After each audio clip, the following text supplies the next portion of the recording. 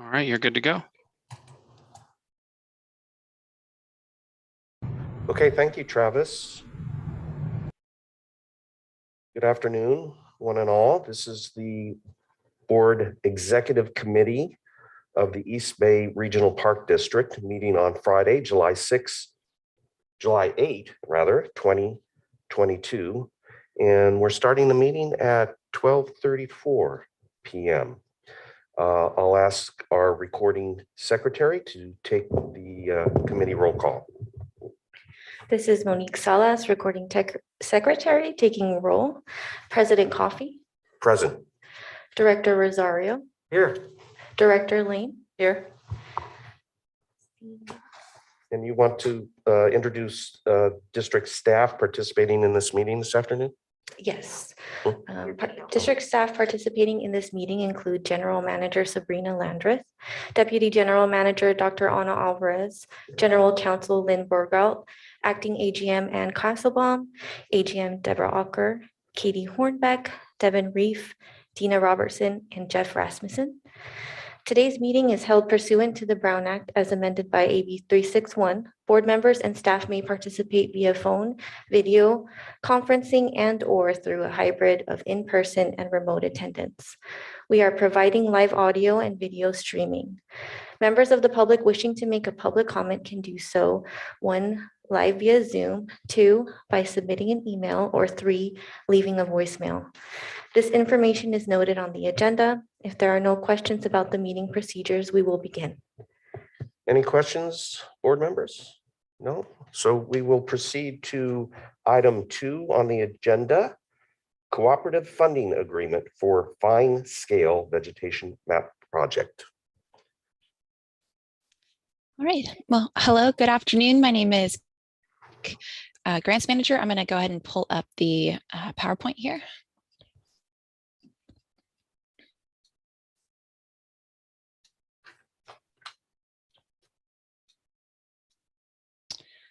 And can I just get confirmation everyone can see the proper screen? Yes, looks good. Wonderful. We'll go ahead and get started. Like I said, my name is Katie Hornbeck, Grants Manager, and I also have with me Dina Robertson, the Wildland Vegetation Program Manager, co-presenting this item today on cooperative funding agreements for the Fine Scale Vegetation Map Project. So this presentation is essentially going to provide a brief overview of the project so far and the funding strategy to date, which includes cooperative funding agreements. And so our staff recommendation, and I'll repeat this at the end, is that the Board Executive Committee authorize staff to seek funding with outside agencies, prepare cooperative funding agreements, to accept funds for the Fine Scale Vegetation Map Project, and then forward this item to the full Board of Directors for review and consideration. And at this time, I'll go ahead and turn it over to Dina. Good afternoon, Board of Directors. So a little bit about this project. And we did present this at a previous board meeting, so hopefully you'll recall some of that details that I provided a few months ago. So the Fine Scale Vegetation Map will provide an accurate and consistent county-wide fine scale veg map to county-wide and databases of the county's vegetation and topography for Alameda and Contra Costa. We're not the first ones to do this. We're building on the other fine scale vegetation maps that have been completed around the San Francisco Bay, Sonoma, Marin, San Mateo, Santa Clara. There's a whole bunch of them. So we are closing the gap here with our fine scale veg map. All data sets will be in the public domain and cover all lands in our 2 counties. And the products we will have will include a wildfire risk assessment, mapping, topographic data, and fine scale vegetation data.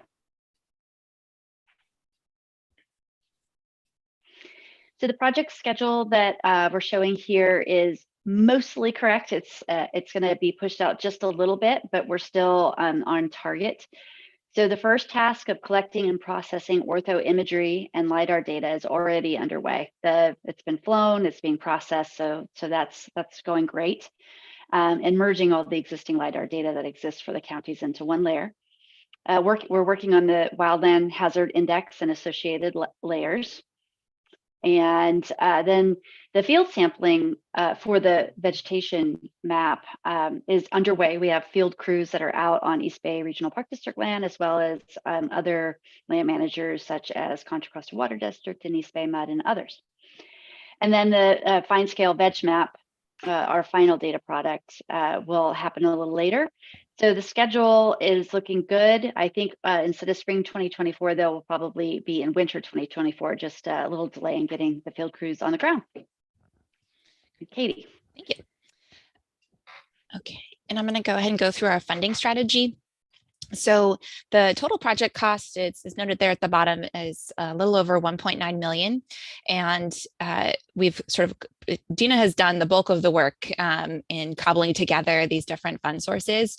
We have a mix of grants and cooperative funding agreements. So we have secured at least 3 grants, one from CAL FIRE, one from US Geological, another from the California Department of Fish and Wildlife. And then we have slowly been putting together or receiving cooperative funding agreements from different agencies that Dina has been coordinating with. And so this might sound familiar as we've been to the board each time that an agency says, yes, we're willing to contribute funds to your project. So there was Alameda County Flood Control and Water Conservation District from Zone 7 that contributed 50,000. East Bay Mud contributed 50,000. And then most recently, East Contra Costa County Habitat Conservancy agreed to contribute 25,000. So at the next board meeting, we'll be back specifically for authorization to enter into a cooperative funding agreement with. And then probably sometime this fall, Dean and I will be back to the full board for a cooperative fund agreement with SFPUC. They have agreed to do 200,000. And then the Coastal Conservancy grant, actually just this morning, we got an email saying that they have selected our grant application to receive funding. So that status is now awarded. So we'll be working through the process of securing a grant agreement for that one. That's a little over 500,000. And with that grant, we're now almost at full funding for the project. So that's really exciting. And then these last 3 listed at the bottom, Alameda County, Contra and Save Mount Diablo. Those are 3 other agencies that Dina has reached out to and been talking to see if they're interested in contributing funds. So, and then the list will continue to grow if there are others that are interested in contributing. So that is an overview of our funding strategy. And then finally, just to wrap up our presentation, again, what the staff recommendation is that the board executive committee authorize staff to seek funding with outside agencies, prepare cooperative funding agreements to accept funds for fine scale vegetation map project, and then forward this item to the full board of directors for review and consideration. And that is it. Thank you so much. And Dean and I are happy to answer any questions. Director Lane. Yeah, thank you for this. So if I understand this correctly, the Park District is taking the lead on this for both Alameda and Contra Costa County, correct? And the other counties that you mentioned, is the Open Space Agency taking the lead on those, or is the county? They're all different, the leads for each of those. They are, okay. And then on the funding, I'm wondering where Contra Costa Flood Control is on the list? They have not, we have not reached out to them yet. I have to say, I didn't know it would go as quick as it did, and we got all of these grants that we applied for. So, I mean, I've been slowly every week, reaching out to people, and I have more people on the list that I haven't reached out to yet. So they're not yet a partner. Okay, well, I have to congratulate you. I mean, look at this. Yes. You've almost got it.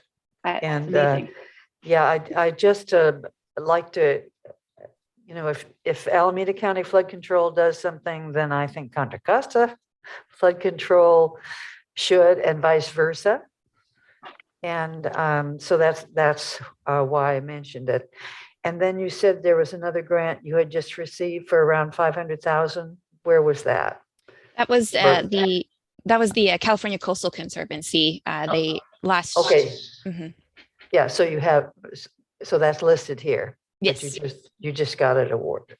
Yeah, this morning. Mhm. Yeah, so it's not applied, it's awarded. That's what that is. Okay. Correct. Yes. Okay, well, I'm really pleased to see this happening. I always want to be sure that what we are doing with our stewardship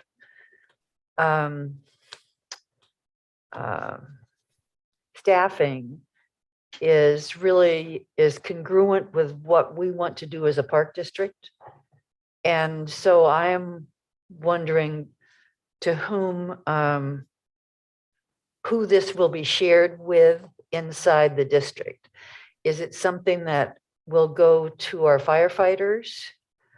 How will it be used inside our stewardship department?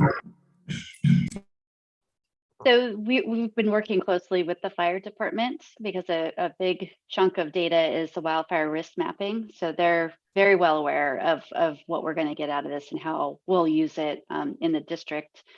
The data is, all the data products are available to everybody.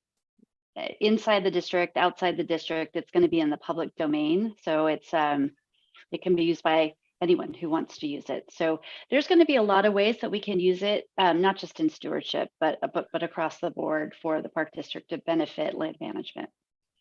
And I'm going to and we'd make a big effort, sorry, to do that because it's a really valuable, useful product. And Director Lane and Director Coffey, if I may. Our General Manager, Sabrina Landreth, is having some technical difficulties, but I would like to give you a little bit of context.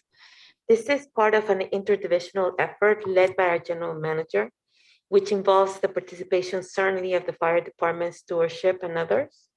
And this is a part of Sabrina's ongoing effort to redefine and establish partnerships across the two counties.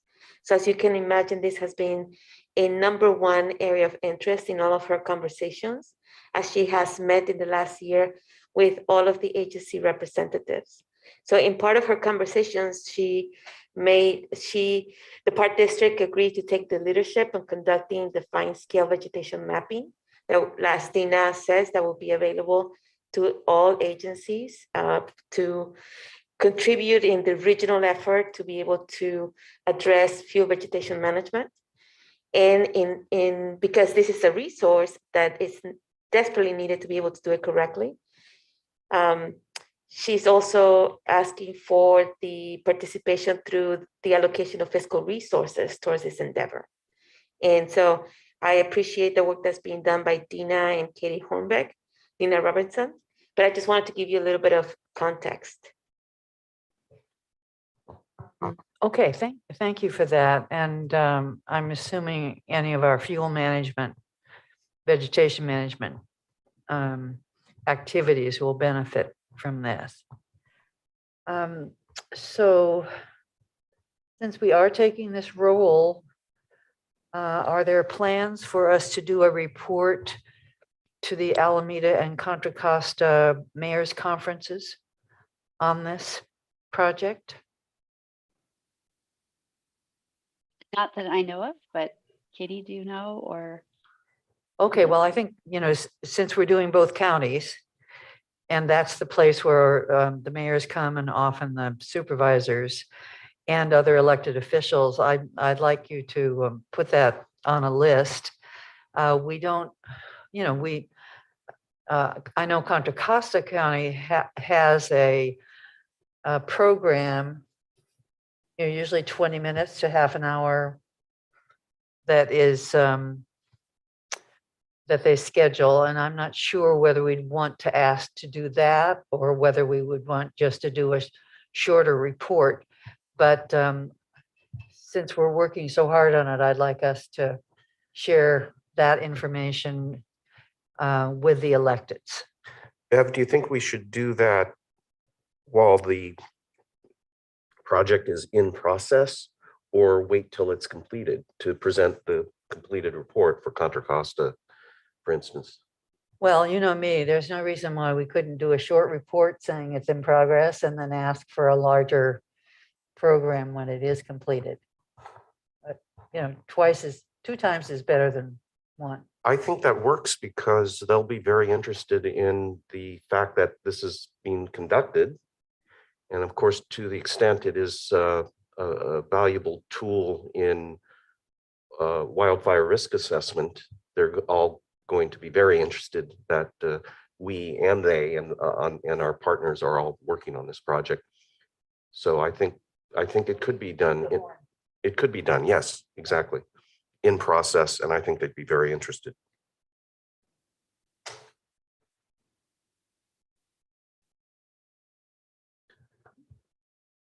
Dee, go ahead, Dee. Yeah, Beverly asked all the questions I was going to ask. So thank you. And yeah, I'm looking forward to this happening. And the fact that that we've got this large grant from the Coastal Conservancy, I mean, that leaves us less than 10,000 to cover. So congratulations. And I think, yeah, we should approach Contra Costa Flood Control. Looks like Alameda County is in, so why not them as well? So thank you. Congratulations on getting all the grants, and hopefully you'll get more, and good luck on the project. So really looking forward to it. Yeah, I think the funding work done and Fabulous. established and secured is fabulous, is absolutely wonderful. I think under the umbrella of the counties would come their flood control agencies and the resource conservation districts. That would be both the flood control and resource conservation districts would be very interested in this project and its outcome. The question I have two questions. One is how this I think is for Katie, how you came up with the ask for these various partners in terms of allocating the ask. So the Coastal Conservancy is $500,000, and I'm wondering how you arrived at how much to ask each agency to contribute. This is actually probably a better question for Dina to answer, because this has really been Dina's baby. I know that our CAL FIRE grant, I believe, was the first grant we got. Just won the $770,000. So Dina had her project total and requested that amount from CAL FIRE, and we got it. And I think we sort of were piecing it along. So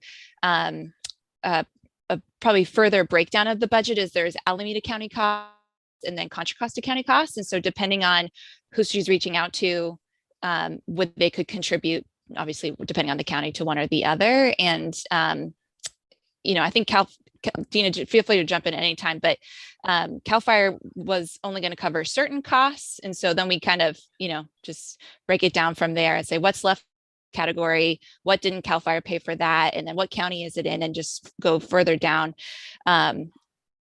This project is, I think, kind of unusual when it comes to grants, in that pretty much every opportunity we've put in or request, we've gotten a yes back over a very short amount of time. And I think it just is a testament to the strength of the project, interest in both counties, and then just Dina's, I think, ability to really sell the strengths of the project as she's talking to those folks and asking for the money. So Dina, go ahead and feel free to just jump in. Yeah, that's pretty much the way it has been going. The CAL FIRE grant was to fund the wildfire risk assessment mapping specifically, which is a part of the fine scale veg map. It's all tied together. And that particular grant was used for other counties as well. So it made sense for us to apply for that one. And we also looked at how much land each land manager was managing in the two counties, and adjusted their contribution, what I asked them to contribute, based on how much land they managed. Some of them they only had a certain amount or a cap that they could easily contribute, and that's what we went with. Okay, that makes sense. My other question is a bit off topic in the sense that it's not about the funding of the project, but I realized as I was looking through the slides last night that I had missed something that I should have asked, or at least nailed down in my own mind during your earlier presentations. And that is, what is, or describe for me the concept of fine scale. In other words, the word fine and scale together, what does that mean in terms of what is being done with this mapping? I did some Google work on that, but I want to make sure my understanding from doing a Google search is consistent with what you folks are thinking this is. That's a good question. So we do have other vegetation maps that cover California or the Bay Area, but Right. they're coarse. They have a larger mapping unit, so they can tell you what kind of vegetation there is in, you know, a 10-acre space. That's not very fine scale. And also a lot of the existing maps aren't very accurate because of the technology that was used, and almost all of them don't have any field work associated with confirming what the vegetation type is on the ground. So the fine scale is really referring to our mapping unit is small compared to any other kind of vegetation map we have. So it's about an acre mapping unit. It's between a fourth of an acre and an acre, depending on different conditions. And then we have a lot of people right now on the ground describing the vegetation, and all that information goes back into the model that is providing this veg map. So it's both fine scale at the spatial scale, and then accurate and detailed as far as how we're describing them, the vegetation types. So it's mapping from data gathered at the site specific, as opposed to looking down from above. It's both. It's both. Yeah, So it's it's a combination. additional level, which gets the data more focused on the actual site that you're looking at, and putting a dots together to represent that site. And that's what I got off of what I read about it. And it is apparently a very new technique for assessing wildfire risk.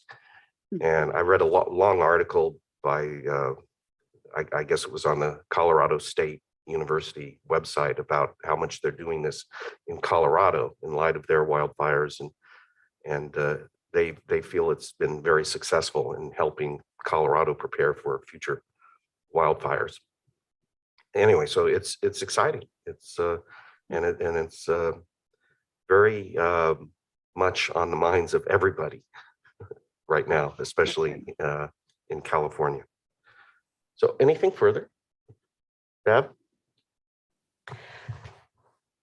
I'm wondering what information that you're gathering in this setting will end up on fire trucks. You know, I looked at a fire truck the other day, and it was like full of technology. And I am just wondering if what you're doing here is going to have a direct application to how they approach putting out fires, and that it'll be in the truck. I think a big part of it will be in the planning and how fuels reduction is done and Mhm. prioritization. So I think it's more in the pre-planning rather than the firefighters in their trucks looking at the mapping. I mean, it could be, and I don't want to speak for fire departments and how they're going to use it, because I don't know specifically that, but I do think the pre-planning is a big part of it. Okay, how well, it will that, be you know, used. that makes a lot of sense. And then I am wondering, since we're doing this, the Park District is doing this for both counties. I mean, we don't have a detailed budget here, and I'm not eager to see one, but I am wondering if we are charging any overhead for the staff time that is going into this as part of the project. Because it, you know, we're doing this on behalf of all of these folks and the Park District, But there are other things that staff could be spending their time on. So is that part of the budget or not? And is that an appropriate question? or Director not? Lane. Yes, Deputy General Manager, Dr. Ana Alvarez, that is a very appropriate question. We typically do have an administrative overhead for other types of collaborations or funding sources that are administered by the Park District. If Katie doesn't have the answer to this, I know that we have Deborah Alker is participating. And so that might be something that she can help us with. Typically, it should be no more than 20%, but I want to give her an opportunity. There we go. Hi, Deborah. Good afternoon, Deborah Ocker, Assistant General Manager of Finance and Management Services. And I don't believe the budget currently includes any type of overhead like that. We can consider that, but Katie, unless you know something otherwise, we haven't charged an administrative fee for us doing that work. No, the CAL FIRE budget, I believe, we noted some staff time that would be tracked as basically match, not a direct one, but that it's basically us showing that there's, we have our own buy-in to the project. For these, since most of the funding is cooperative agreements, it's not really treated the same as like a grant where you are often required to show match. And those cooperative funding agreements, they're really geared towards specifically funding a task, not staff time. So it's not really factored into like the request for funding, if I'm hopefully answering the question. But I do hear you, Director Lane, that this is a great undertaking that the Park District is doing for all these other agencies. So as we are communicating with them, and as Dina is going out to do additional asks, we can relook at our budget and, make sure that they all have a good understanding that we are doing all this work for their benefit as well. Maybe we'll get more contributions. Well, I think that would be a good idea. It's just something we need to be thinking about. We put administrative amounts in for doing the WW local grants, and it was sort of a hard discussion for us. But it does enable us to do more things. And so I think it's worth thinking about. Not a large amount, but something that's reasonable. Thank you for that. I just wanted to touch on, Director Lane brings a very good point, but I think in my experience with smaller grants on the supervisor level, a lot of times these grants, the administration part, if the agency has oversight, usually that is considered part of the match. And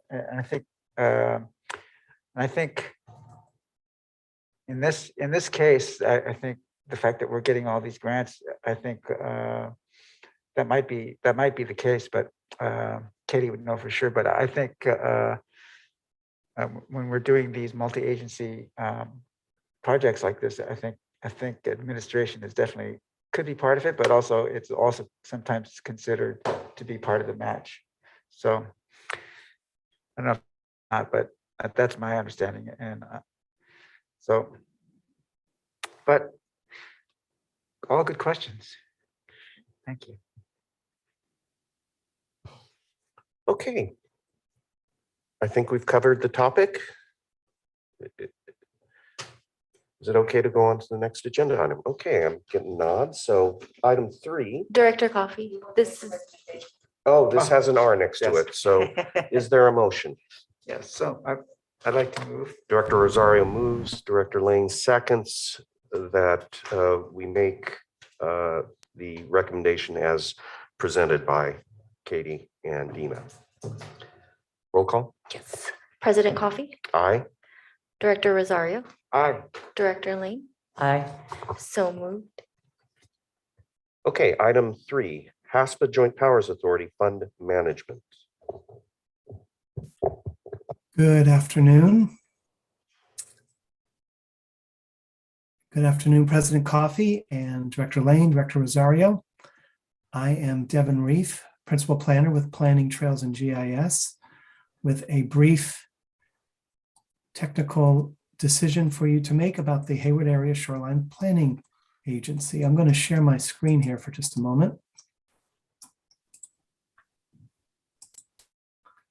Okay, can everyone see this map of the HASPA boundaries?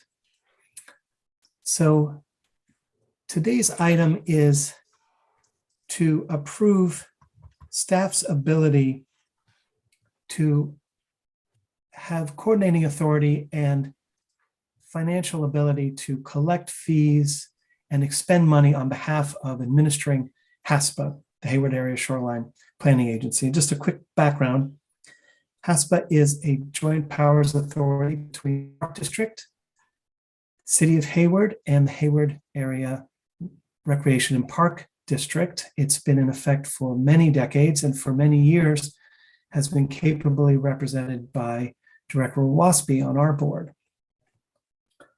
So the board just recently, about a month ago, voted to extend the legal agreement that we've had, the JPA, the Joint Powers Authority, for another year to give staff time to create a new Joint Powers Authority agreement.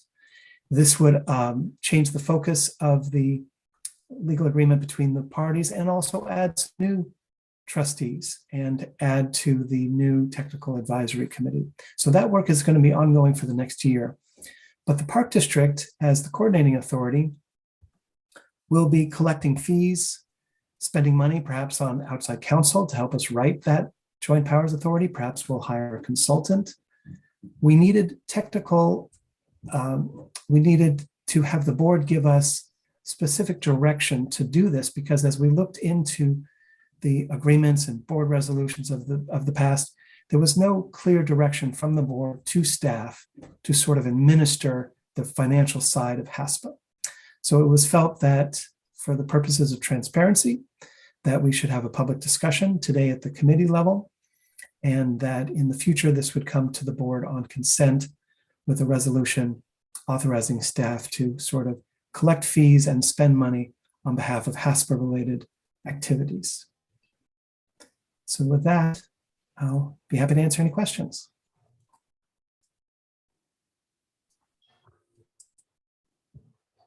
Let me start off with, what is the specific recommendation that you'd like us to act on? Oh, the recommendation is in the packet. Let me read it to you exactly.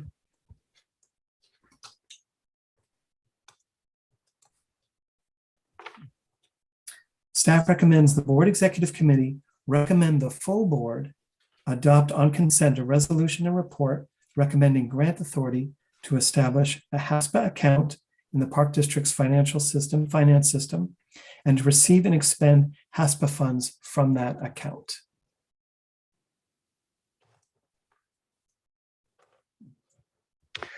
Okay, questions? Yeah. Thank you, Devin, for bringing this to the board. Who collects the fees now or in the past?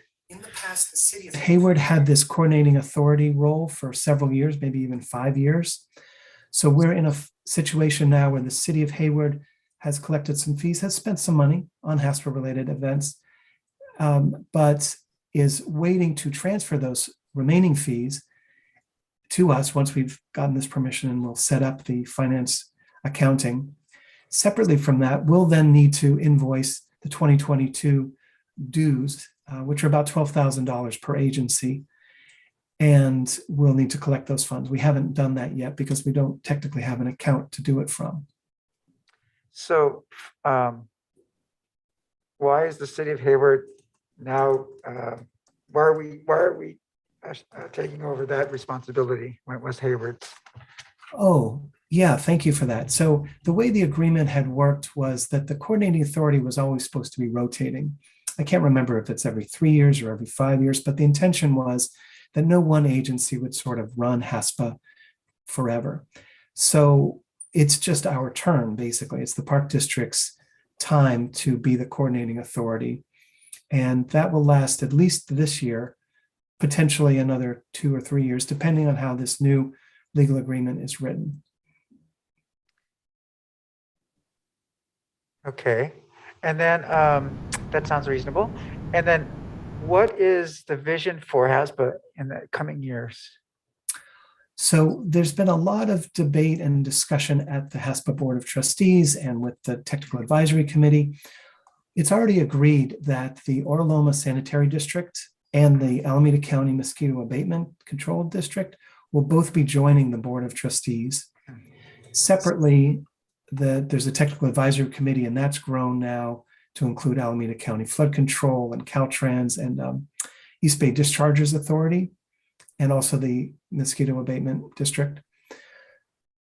Really, the focus of HASPA is going to change to become an implementing agency for the recently adopted Hayward Area Shoreline Master Plan, which has hundreds of millions of dollars of sea level rise and climate adaptation projects in it. That was adopted several years ago. And now we're in the position of, looking at projects to move forward, to try to reach out for funding, to try to coordinate or advise on different projects that other partner agencies or other shoreline agencies are working on. So it sounds like once we go into, so the policy phase is done. We're looking forward to implementing the recommendations from that. So with the oversight of all these projects as they come to fruition, would they also be part of the would that responsibility be rotated in the future as well? I don't know that HASPA will become the lead agency necessarily for any particular capital project, but maybe more of a coordinating agency. As there's a lot of information sharing at these Board of Trustees meetings. What will definitely rotate is who is sort of the administrative lead. That's what we're calling the coordinating agency. And so for the next year, Park District will be the coordinating agency, perhaps for 2 more years after that.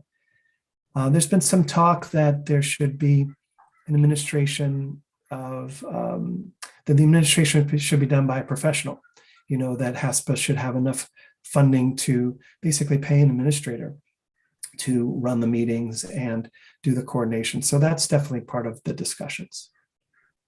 Okay, sounds good. I'm in support of the extension. It's just, I think there needs to be discussion about how these projects how the agencies involved in the JPA have oversight over the projects and how that money gets managed and who gets to manage what. And so, thank you.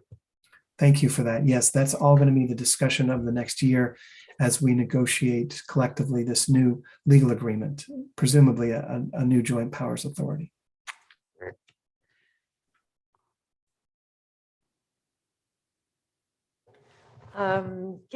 Good questions. I was curious about what other agencies would be joining, and you said the Mosquito Abatement District. And there was another one that you mentioned. There's the Orloma Sanitary District, which is, I can't remember which communities that it provides sanitary services for, but it's one of the landowners in the Hayward area shoreline. Yeah. Okay. Well, thank you for this. We did have a chance to look at the master plan, and very ambitious and needing lots of funding. So I know how these organizations do evolve. Sometimes they don't have that much that they're focusing on or responsible for, but when they begin to, you add in climate change and the projects that need funding, you probably will need to begin to put together a permanent administrative function for them, because this thing about passing it around, if it's complex at all, sometimes means that it doesn't get, well, we don't have oversight, as Director Rosario mentioned. So thank you for that. And thanks for the report. Yeah, I'm going to be very interested in the governance provisions of the new JPA agreement. How are decisions made on its board, for instance? Is it majority rule? Is there does it need unanimous consent? Because we're speaking about potential expenditures that are substantial by this separate legal entity from our park district. So we should be very attentive to the specific governance of the JPA and how that works.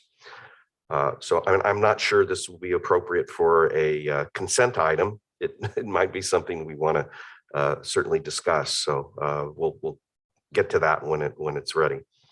All right. I see we have one request for public comment.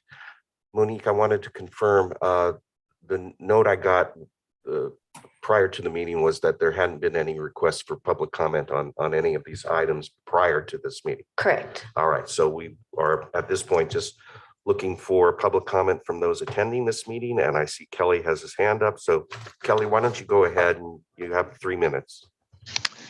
I think that you need to look at this in the broader context of what are joint power authorities, how are they being used, and so on. It turns out that the County Board of Supervisors has set up a lot of joint power authorities. For example, the East Bay Community Energy, the Los Vaqueros expansion, which actually encompasses two counties, Contra Costa and Alameda. Los Vaqueros is right next to some of the parks, some of these regional parks, by the way. Stopwaste.org, a lot of things having to do with, garbage collection and garbage dumping and stuff. These things, these JPAs are a popular and lucrative, activity for for the counties. But there's a state law, SB 1266, that requires a formal process for JPAs to report to the Local Agency Formation Commission of Alameda County, which is required to oversee, quote, the establishment, expansion, and organizations of cities and special districts and their municipal services in meeting current and future community needs, end quote. And that's Government Code Section 56000 at Sequelay. The new JPA that you're proposing, or modified JPA, would be required to file a copy of its formation agreement to LAFCO in Alameda County, which would be designated as a repository of the filing. So now these JPA filings are needed for transparency and accountability to the public. All the JPAs in the county are required to file an audit with LAFCO in accordance with Government Code Section 6505 at Sequelay. I'm sure there's a lawyer on this board, so you guys know what I'm talking about. Now, as far as the politicians on the board, there's Director Wieskamp is a member of LAFCO. And so is Supervisor Halbert, whom we all know and love, and Supervisor Miley, whom we all know and love. So these people are sitting right there ready to work with you on these JPA things. It's not something that the County Board of Supervisors doesn't look at these JPAs with trepidation. They jump in with both feet. They set them up everywhere, and then they set up taxing authorities somehow, and they collect money. And somehow they're very, very enthusiastic about doing these things and getting all these functions set up. It's a proliferation of government agencies, and it's really they're very enthusiastic about doing it. Thanks. Thank you, Kelly. All right, anything further from the committee? All righty. I move the staff recommendation, which is asking that we recommend the full board adopt a resolution and report recommending grant authority to establish a HASPA account in the Park District's financial system and receive and expend HASPA funds from that account. I will second. Roll call. President Coffee, Aye. Director Rosario, Aye. Director Lee. Aye. So moved. And I didn't mention they talked about putting it on consent, but I think this is fine for consent. The next step's going to need a lot more examination. Oh, at this point, yes. Okay. So Devin, thank you very much for the presentation. We will move to item 4, community outreach programs update. And Casabam in her newly anointed role as AGM of Public Affairs.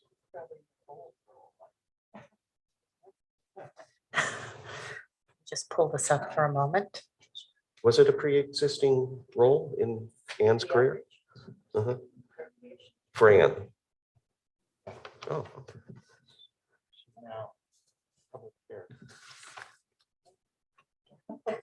For a little while.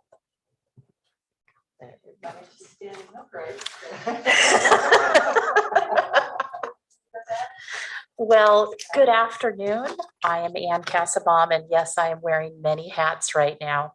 I am currently the acting assistant general manager of public affairs, but I am also still wearing my hat as chief of interpretive and recreation services until Tiffany Margalisi returns from vacation on Monday. So I am pleased to give you an update on what we are doing, community outreach in interpretive and recreation services. I'm going to minimize this. And I'm going to provide this presentation to you in really in thirds. Starting off with what is in the budget for our key performance indicators. This is straight out of the budget page. We collect a lot of data for finance and for the general manager's office. But in operations in INR, we have a number of participants in INR programs advertised through the regional in nature. You can see that data going back all the way to 2018. We then have number of virtual and possible in-person community outreach programs provided through the community outreach unit. That's headed up by the community outreach coordinator. That position currently is vacant, but we are still conducting programs, but that position is the connection with the communities, and then to link organizations and communities with program staff. Annual reservations for picnic areas and camping, great objective, but I will not be addressing that today.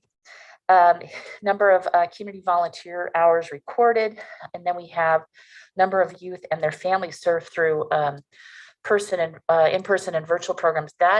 Those are programs run through the Tidewater Boating Center with our small and mighty group, the Outdoor Department of Recreation. Number of interpretive programs provided to school classes in person or virtually. Number of children served through school-based programs, and then again, just some more data on volunteer in-park programs. So I'm going to start out going back to 2019, when prior to COVID, and looking at numbers of RIN programs and attendance in person. So we were running, as you can see, just under about 75,000 individuals that we were serving.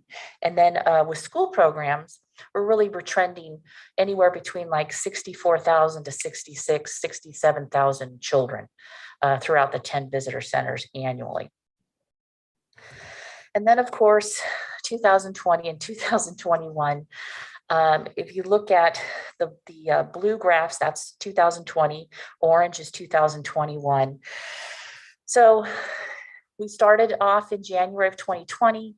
Everything was, as I was like say, normal. We were having in-person programs, but remember, around that third week of March, we then had to shut down. So visitor centers closed. And so we didn't serve as many folks, but we had 587 programs in person. for 2020. And then our school programs ran about 9,200 school programs for 2020. Then in 2021, RIN programs was around 4,200, and then 19,314 for school program attendance, because within 2 weeks of COVID, hitting, we began with just posting videos, just staff taking out their cell phones. And then we transitioned into virtual programs, on Zoom, on Teams, live with the classes virtually. So as you can see, we're trending up. Going back to school data again for 2019, number of classes served in person, it's about almost 2,100. And then the graph in the middle are the free and reduced lunch classes.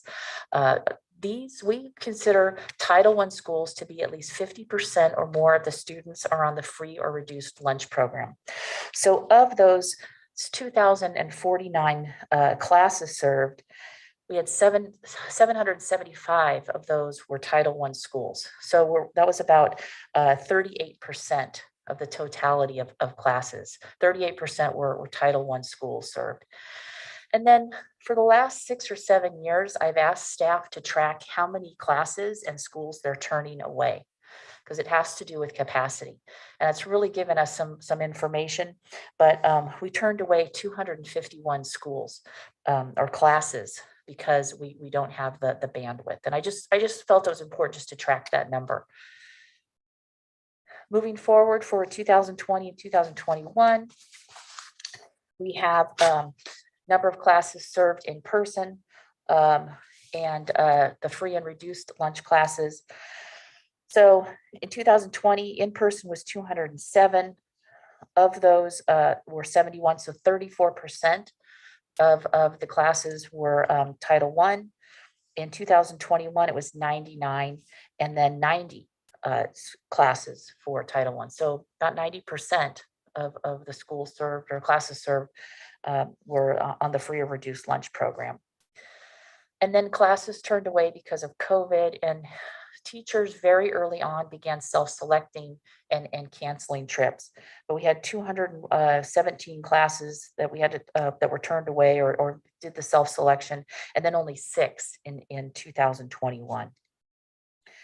And then our virtual programs have really taken off, and that we know that they're here to stay. And so the challenge is, balancing in person and virtual. I want to give a lot of credit to staff, because very early on, we met teachers where they were at. If they use Zoom, we did Zoom. If they use Teams, we used Teams. If they use some other type of technology, we did that, which I think was so beneficial, because everybody was kind of doing this dance and stumbling through things. But staff really, knocked it out of the park. And then, so in looking at numbers, 2020, 411 were served virtually as opposed to 759 in 2021. Of those, we're running about 35 to 37% are the Title I schools that we're serving of that collective number. Okay, so now I've got some good stuff. And I want you to think now you go to your buffet, and I'm not going to give you everything, because if I gave you everything of all the stuff we were doing, we'd be here for a really long time. So I'm giving each of you a taste, but these are partnerships and programs that we're doing. And I wanted to divide the things up and show each of the district wards. So here is Director Eccles, her ward. We have a partnership with Richmond Commission on Aging. We have a strong relationship with Yes Nature to Neighborhoods for Adventure Crew or Richmond Rangers. We've had a long-standing partnership with Bay Area Outreach and Recreation Program. That relationship goes back to at least 20 years. We've been doing programs and partnerships, Teen Eco Action, many relationships with libraries in that ward, and then First Five and West County First Five and Girl Scouts. moving on. So here, Director Rosari, this is your ward. We have a second cohort with Adventure Crew, Oakland Naturals with Peralta Hacienda, Hip Hop for Change, relationship with Fish Friends with Select Alameda and Contra Costa County Schools, the Native American Health Center, East Oakland Collective, and of course, our relationship with Chabot Space and Science Center.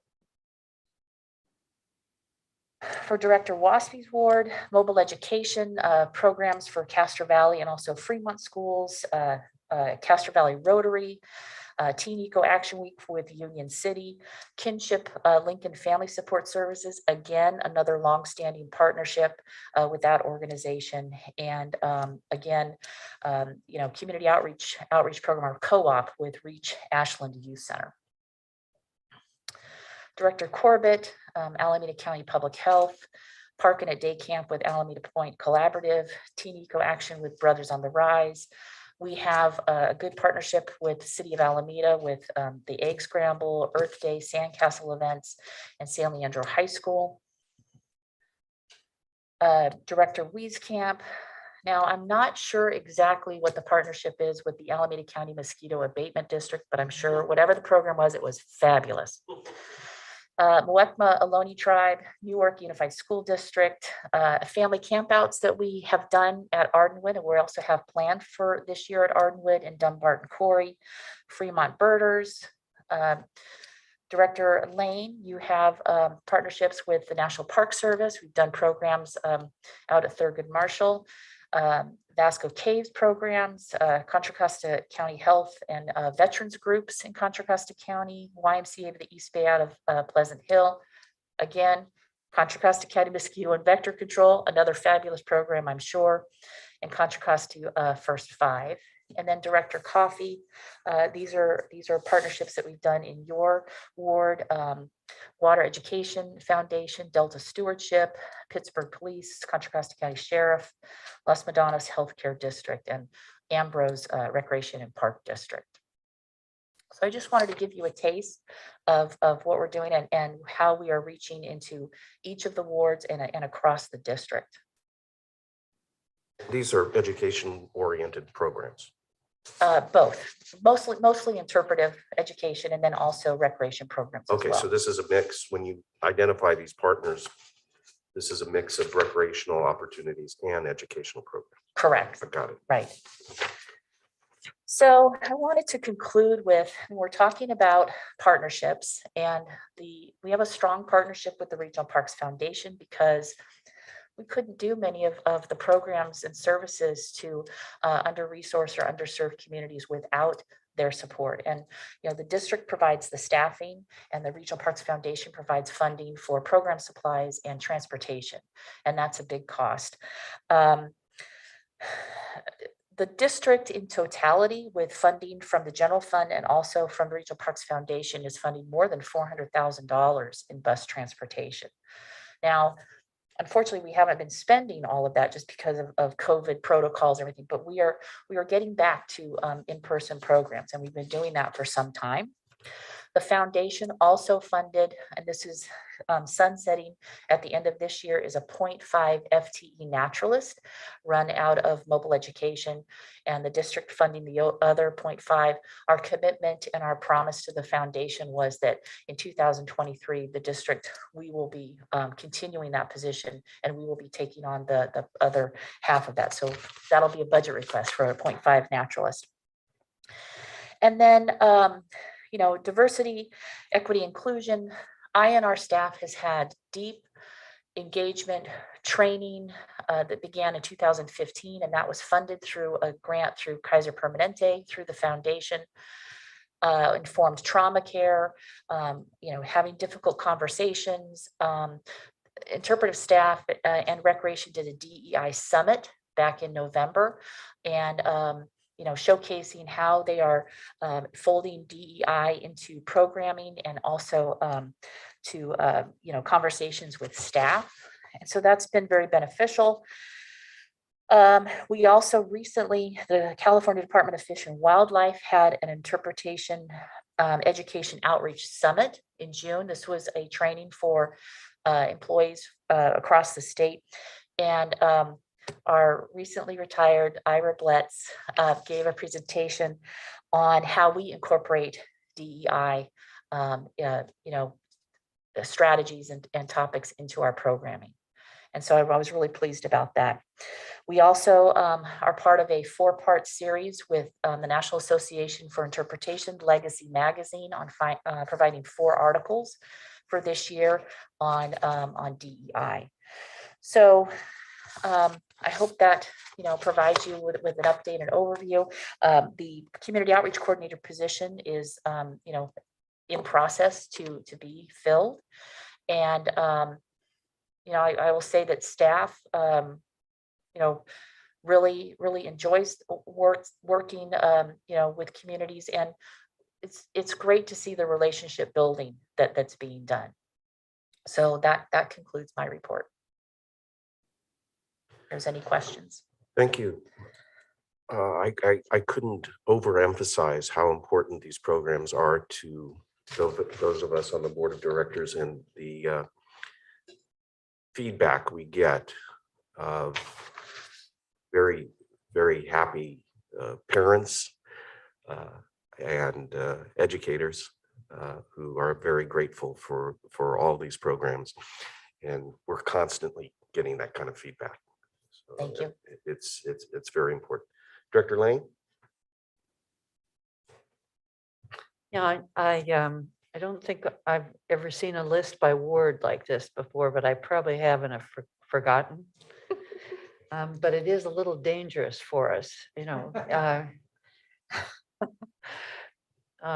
for example, when I look at the mobile education line, it seems to me that ought to be appearing in every ward.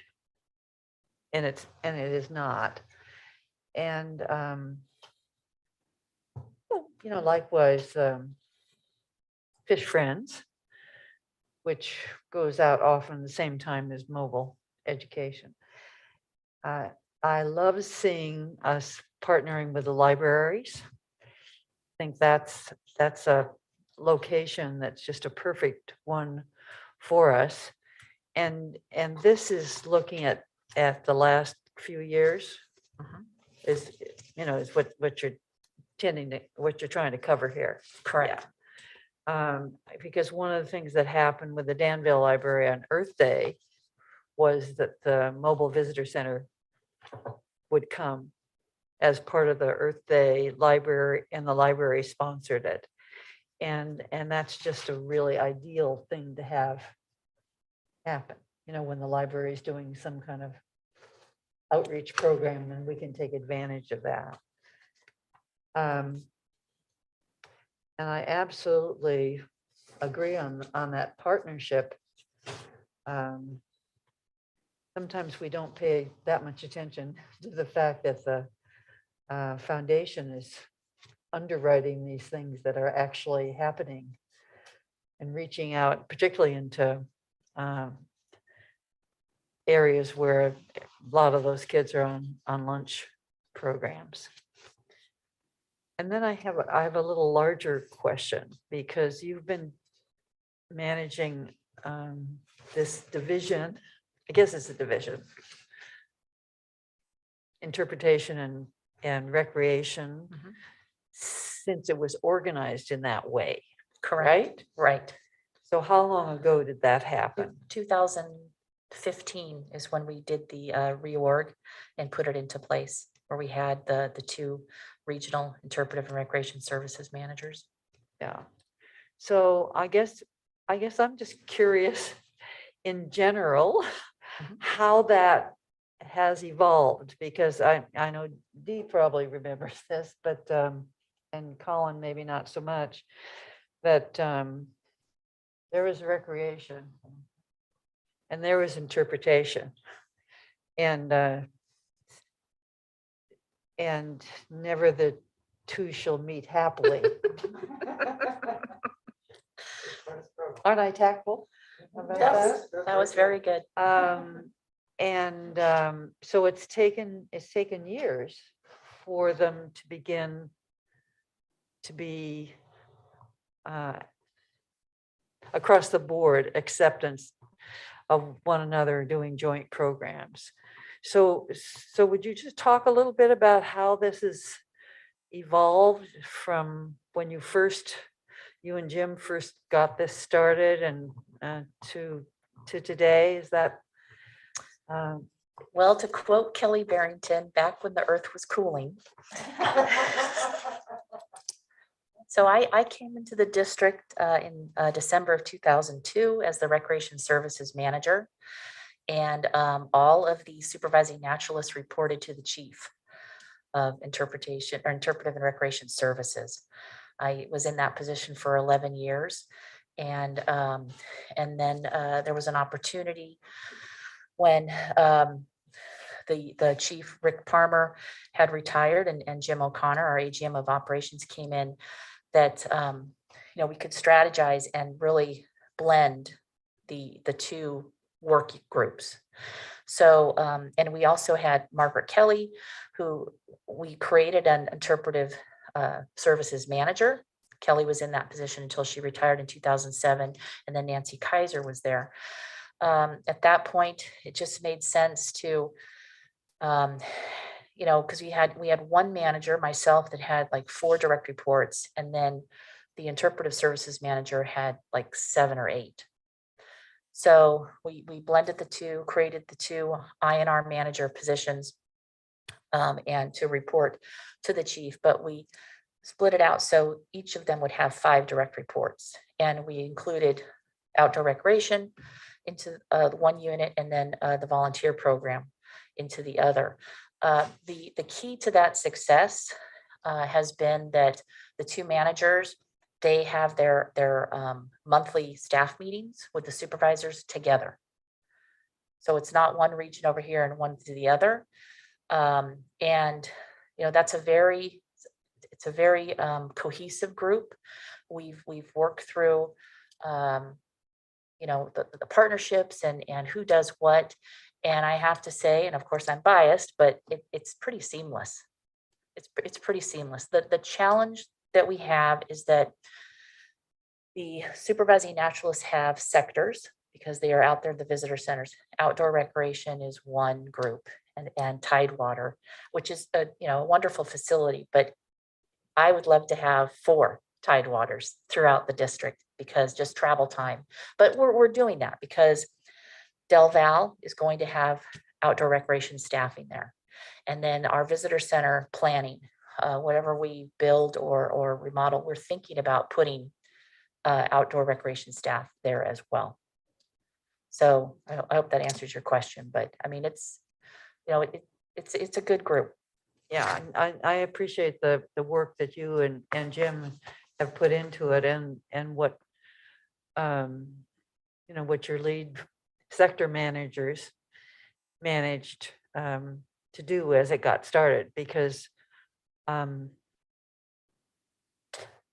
it was a struggle. And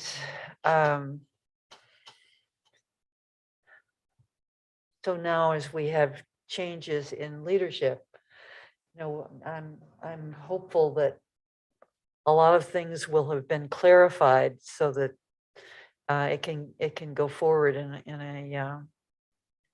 a really positive way for the district. And I appreciate your work on it.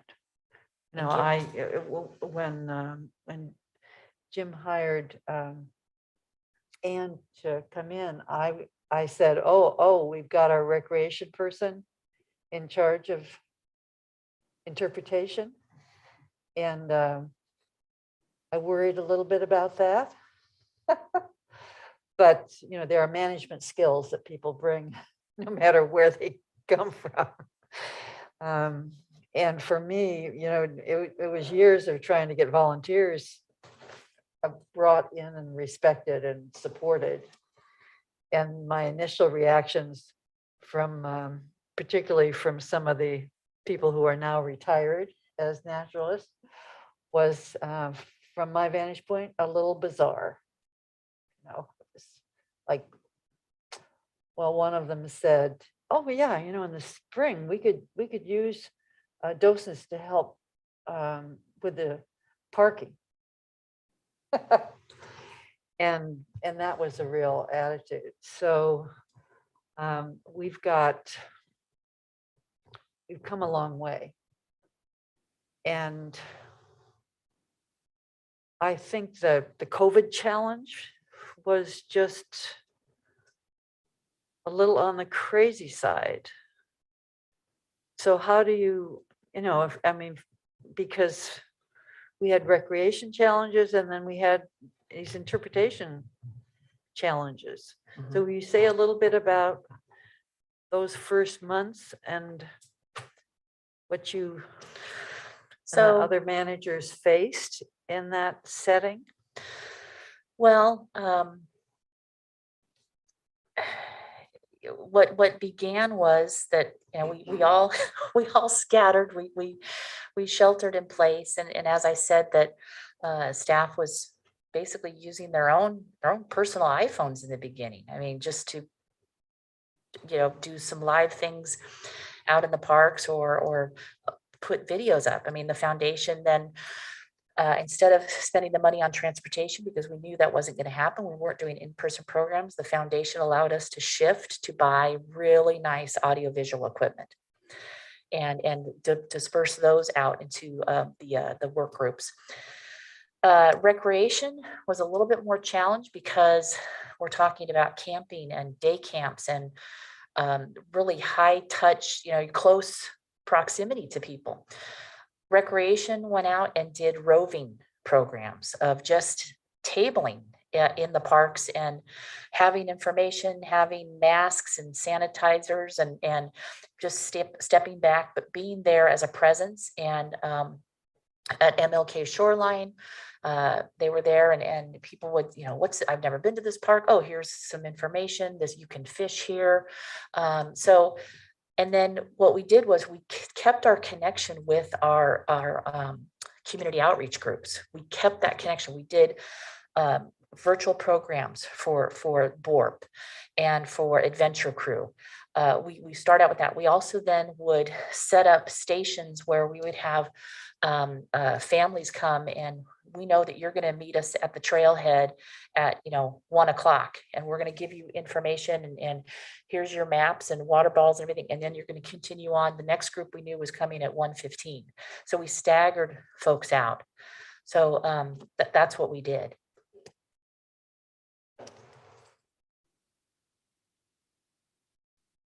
It was wild. But staff has told me now, Director Lane, that I really am an interpreter now. That's what they Oh, did they tell you that? they tell that to me. You're really an interpreter, Ann. So that's good. Okay, well, good. Yeah. So anyway, I appreciate the list here, but you are opening it up to us saying, well, why on earth don't we have blah, blah? Right. in our ward? And just to clarify, I mean, mobile education does go out to, all the areas in the district. I just wanted to pull examples to give you a sampling. So, Okay, yeah. thank you. Sure. Yeah, I just wanted to piggyback on what Director Lane has stated, that you've done a remarkable job melding the two departments, and to be congratulated. And I think it will continue on. I think you've left good leadership in place and good system in place. So I think the district and our constituents will benefit greatly in the future. So I wanted to thank you for all that. Question on speaking of list. Yes. I mean, Director Lane and I have both been advocates for senior groups, and I just wanted to make sure that, like, I know in Alameda County, there's the United Seniors of Alameda County. I wanted to make sure that we do ample research, outreach to our seniors. That is the largest growing demographic in the country and in the county. And so just wanted to make sure that those groups have that availability to be touched by the Park District as well. And then regarding Title I schools, is the does Title I, does the school qualify for Title I only when they get to 50% threshold? Yes, by our definition. Our definition versus, Well, we do that percentage of it. I mean, Title I school, by our definition, is at least 50% or more of the children are on the free and reduced lunch program. okay. And They then, hit that threshold because with Parks Express, the teacher that comes from a Title I school pays $120 for the bus, and the district picks up the rest of that funding. So we have to have a threshold for, to qualify. I mean, Okay. we serve Title I schools that are maybe 90%, maybe 100% of the students are on that reduced lunch program, but at least 50% in order to qualify for Parks Express. okay. And then, do we know how many schools meet that threshold? I can get that information. Okay, I'm just curious, I just wanted to see, as we're servicing so many, we're showing that we're serving so many of these schools, but how many are we not getting to? Right. I'd like to know that. Because I think those schools should be a priority. And do we have a record of, did we turn away any of the Title I schools that, Yes. unfortunate? Yeah, and I know there's a bus crunch, and what are we looking for? I mean, how are we looking towards the because bus companies right now, especially when we were fully pre-COVID, we basically used up all the public or private bus companies that were available. And I think at one point we're looking at possibly even having our own buses. What do you see for that in the future? Well, what we do with Challenge. busing contracts is, we have contracts with multiple bus companies Yeah. just because that's what we have to do. And some bus contracts have bigger contracts with us than other because they can handle that volume. I know that there has been talk about if we had our own buses, but I just want to be very realistic about the volume that we would need Mhm. in order to, if we went that route and had our own buses that were branded by the Park District and all of that good stuff, we would need at least 10 to 20 a Yeah. day because they're going out to visitor centers, and that's a big lift. Not that it's impossible, but I just want to be realistic and transparent with you because, and there's been talk like, well, the bus could pick up and go to this Sonola at this time. They all go at the same time because it's during the school programs. Mhm. And then, I can see the challenge with, it requires maintenance Yeah. and the mechanics and then housing all of those vehicles. So that's what would need to happen. Yeah, I mean, I wasn't envisioning doing the total bus, but possibly of thinking about supplementing, a small, small program, but yeah, no, it would be daunting. And then I think there's federal legislation that where you can't compete with private school buses or whatever. I think schools run on that too. I mean, that our federally funded AC Transit and Cook, they run into that where they can't compete with the yellow school buses. Yeah, and I think we would be held under the same, I would think. So, yeah, it's challenging. So we just need to build more parks near our folks. So, yeah, so thank you for this. And I'm always interested in making sure that we collect as much data as possible, of course, legally. And I know the challenge is there too. But so I appreciate it. And hopefully we'll see a more robust breakout of who we're serving in the future. So Yes. thank you very much. Right, thank you. You know, I'm very impressed by the number of classes served virtually as COVID came upon us. But this means that bar, classes served virtually, means a classroom, a virtual visit by Zoom or other platform to a classroom requested by a teacher. Correct. Okay, so that isn't covering, for instance, the digital library that we maintain Right, for educators. right. That has now grown substantially. Mhm. I think I've visited, I don't know if it's strictly on our website. We have a website for educators. Right.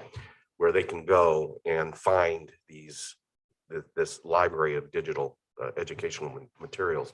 There's also similar on Facebook. Yes, and I appreciate you bringing that up because this data here shows you that the naturalist was in the classroom and conducting the program. We have educational bundles in which teachers that they don't, because due to capacity, they can download those videos or watch them off of our website, and kind of self-directed programs, because the naturalist is there, presenting, but not necessarily for the teacher live. So, and that information isn't in this report. But Yeah, we do have a lot of hits That was with the that. note I was making, was that there's a lot more contact with educators than just appears by the statistic of how many classrooms we Right. visited virtually. Mhm. I know personally, I have referred educators to that website. I've sent them the link and I said, you ought to consider using some of these materials. Mhm. So that's going on, and it's a much larger field of contact that we have, interaction with educators, than just reflected there. Which reminds me of a question I've had for some time, because I do run into educators, high school teachers and others on occasion, who aren't aware of this website with all these materials, or the ability to contact us and request that we interact with their classes, right? And I'm wondering, what do we do to inform schools? And there are a lot of them, right? If you count up all the high schools, all the middle schools, all the elementary schools, maybe we just can't do it, but is there a means by which we have a master list of administration for all these schools, and inform them of both the in-person educational opportunities they have with us, as well as this virtual library of educational materials available? Is that something we do or can do, or is it asking too much? No, you're giving me the perfect segue. It's great. So we launched a new software, Samaritan, which tracks volunteer hours. People can put in their own volunteer hours and manage that. But it also does, when a teacher or a nonprofit organization requests a program, they go into that Samaritan and they put in their information because they'd like to request a school program. What's occurring now is the visitor center staff, the office specialists, that they're taking that information and putting teachers, into programs, to doing the scheduling. 2022 is really going to be the first year that we've put that in place, where we're going to be able to take a look at all of that data that's been put in, because it tracks, because admins will put in what percentage of the kids are on the lunch program. So we'll be able to know, how many are Title I schools. My hope, my plan is that what I'd like to see occur is that when we get that data, that then that office administrator takes a look with the supervisor and says, okay, these are all the schools we've served in our sector. Who are we missing? Who are we not serving? And then working with the community outreach coordinator and staff on like, let's do some outreach to those schools that are not connecting with us. Well, it might be a lot of work, but if you had a master list of administrative email for all the schools in the 2 counties, you could annually just blast out a link to our page for educators. Right. My fear is that would generate more requests than we have capacity for, but that's for you folks to figure out, right? I do have a parochial interest in one program and Ward 7, and that was my understanding from James Wilson before he left, that he was working on a similar program to the Adventure Crew, Richmond Rangers, and the relationship with Yes Neighbors to Nature. He was working on developing a similar program in the Antioch, Pittsburgh area. And specifically, he was looking at youth groups that could serve the similar role that Yes plays in Richmond, to channel students effectively into that kind of program. With James leaving, I'm concerned that that pursuit might lapse, and so I'm just going to Well, seek assurance at some point that's still being worked on. as the chief, my vision is that there's an adventure crew in each ward. Yeah. That we have that. James was working with Kevin Damstra, supervising naturalist at Black Diamond. The two were brainstorming on identifying a partner and starting another adventure crew that continued on even after James Great. left the district. And so that's still on our radar. All righty. Yes. Appreciate it. That's all I have. Anything further? We go to public comment.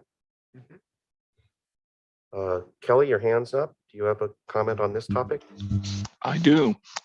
There is enormous value, vast importance to having interpretation and education. Disney has created one of the biggest companies on earth based on the principle that early exposure of young children to stories and images can create a lifelong emotional bond between the institution and the individual. This district is not going to get votes for bond measures, expensive bond measures, by putting out, mailers, political mailers. It's going to win those bond measures by going out and talking to the 5-year-olds and the 10-year-olds. So when I see this, when I hear about mobile education and interpretation at Del Val, at Sunol, at Tilden, it sounds amazing to me. It's an exotic and alien concept for me, because I never see mobile education ever show up at the main entrance to Mission Peak to serve the vast crowds of visitors that your park district claims says are there, and they are there. It's got draws vast crowds, but these crowds hardly ever even see a park ranger. Your staff only shows up to repair the gates, pump out the porta potties, pick up the garbage. Mission Peak hardly ever has any interpretation, tabling, or naturalists. I was there maybe, half dozen times. When the PR public relations people did show up, they explained why the district had cut the park hours by 30%. They brought in police with dogs. Literally, I stood next to the dog. It's a beautiful animal, by the way. And electronic signs warning of parking tickets and curfew hours. Interpretation and naturalists shouldn't be a political failure. Political favor that you dole out to your favorite parks and hold back and withhold to punish the visitors who dare to visit the popular main entrance at Mission Peak and not the politically favored Ohlone College entrance. So yeah, I don't know how you do mobile. Do you take a big van out there? Do you bring a fleet of pickup trucks and rangers and pickup trucks?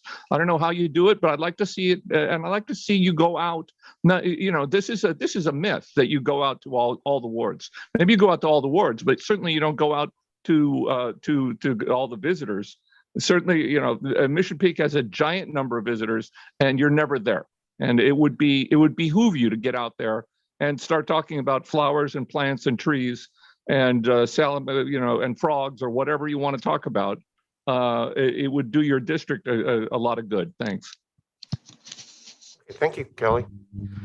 That brings us, this is information items, no action. Any further comment on this topic? Okay, we can move on to item 5, which is additional public comments. Are there any? No requests? Yeah, that's Any me again. additional? Yeah, oh yeah. Go ahead. So the lease at Mission Peak expired exactly 2 years ago. 2 years ago yesterday, and the city has been dragging its feet for 2 years. Exactly 2 years on negotiating a lease extension. Couple of comments here, you know, on both sides. Council member Raj Salwan, you know, the city council was happy I was watching their meeting a few 6 months ago when they would go to the Park District meetings and quote Park District board members saying things that annoyed them and upset them, even though what the Park District directors were saying was actually true, by the way. Director Raj Salwan, he said, quote, "I personally would like to see the Ohlone entrance become the main entrance," end quote. And you know, that's a common dream. It's like saying I want to, you know, end world hunger or something. It's completely unrealistic. Why? Because he doesn't understand, and most people don't understand. You know, let's say there's two entrances to Mission Peak. Why does everybody go to this, you know, overcrowded popular entrance? And why do so few people go to use the other entrance? Well, it turns out that most people don't, everyone knows that both entrances go to the same place. So then everyone assumes, okay, everybody goes to, you know, it's all the same. No, it's not the same. Most people don't actually get to the top. Many visitors only go part way up. You know, people with children, whatever, many reasons. People don't go all the way to the top of a several-hour hike up to the top of a tall mountain. And if they go part way up, they turn around, they come back down. And if you do that from the alternate entrance, you don't get a good view. You hike up into a, you know, muddy cow-filled valley, and you don't see anything. But if you go up the main entrance, using the main entrance, no matter where you choose to turn around and come back down, you're always going to get a nice view, and you're always going to have a nice experience, because the whole trip, even going in part way, it's a nice trip.